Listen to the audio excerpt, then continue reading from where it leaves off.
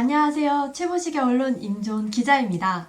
오늘 전하는 글은 강호농계 한정석의 정권교체 됐으니 한동훈에게 묻는다. 이재수, 변창훈 죽음에 대해 입니다. 윤석열 당선자가 제일 먼저 찾아가 사과했어야 하느니 누구라고 생각하십니까? 박근혜 전 대통령이 아니라 윤 당선자가 수사 책임이었던 다음과 같은 이들의 유족이었습니다. 군 기무사령관 출신이고 고 이재수 장군은 지난 2018년 12월 7일 세월호 참사 당시 민간인 사찰, 직권남용 권리 행사 방해 혐의로 검찰 수사를 받던 도중 유서를 남기고 투신해 사망했습니다. 당시 서울중앙지검 공안 2부는 그해 11월 29일 구속영장을 청구했으나 법원에서 기각됐고 대검 세월호 진상조사단에서 무혐의 됐습니다. 박근혜 정부 당시 국정원 법률보좌관으로 파견됐던 고 변창훈 검사는 지난 2017년 11월 7일 국정원 댓글수사 방해 의혹 사건으로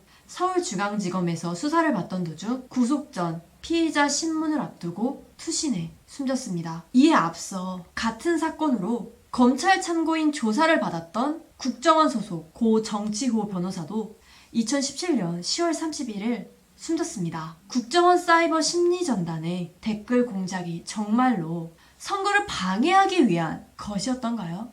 윤석열 당선인은 지금도 그렇게 확신하나요? 문재인 대통령이 키워줄 때 그 보답으로 한 수사들은 아니었나요? 이런 걸 되돌아보면 검수완박 해야 하는 거 아닐까요? 한동훈 법무장관 후보는 이에 대해 뭐라 답할까요? 국민의힘 의원들 중에 한동훈 인사청문회에서 이 문제를 제기할 의원은 하나라도 있을까요? 국민의힘 의원들이 진정한 국민 대표라면 한동훈의 사법농단, 무리한 수사와 한동훈이 지휘한 이재용 삼성바이오 회계분식, 무리한 수사 책임을 반드시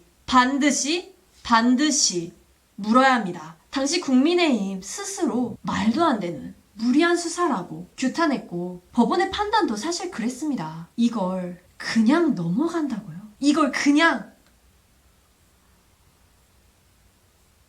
국회는 행정권을 견제하는 의미가 가장 큽니다. 같은 당 의원은 국회의원이 아닌 건가요? 한동훈은 법무장관 후보로 지명된 뒤 기자들 앞에서 내가 해온 대형 수사에서 인형이나 진영 논리에 기대거나 사회적 강자를 외압으로 봐준 사건이 있으면 갖고 와봐도 좋다 라고 말했습니다. 칼을 쥐고 살았던 자의 오만함이 보입니다. 칼에는 눈이 없다고 하죠. 자신은 연습삼아 가볍게 휘둘러도 어떤 사람의 인생은 그냥 날아갈 수 있습니다. 그래서 칼을 쥔 자는 노심초사하며 늘 자신이 옳은지를 돌아봐야 하는 겁니다. 인터넷신문 최부식의 언론은 언론다운 언론, 고품격, 클래스가 다른 언론을 지향합니다. 검색창에 인터넷신문 최부식의 언론을 입력하시고 들어오세요. 저를 만나실 수 있습니다. 좋아요, 구독, 알람 설정도 잊지 마세요. 감사합니다. 좋은 하루 되시고요. 임조은 기자였습니다. 내일 또 뵙겠습니다.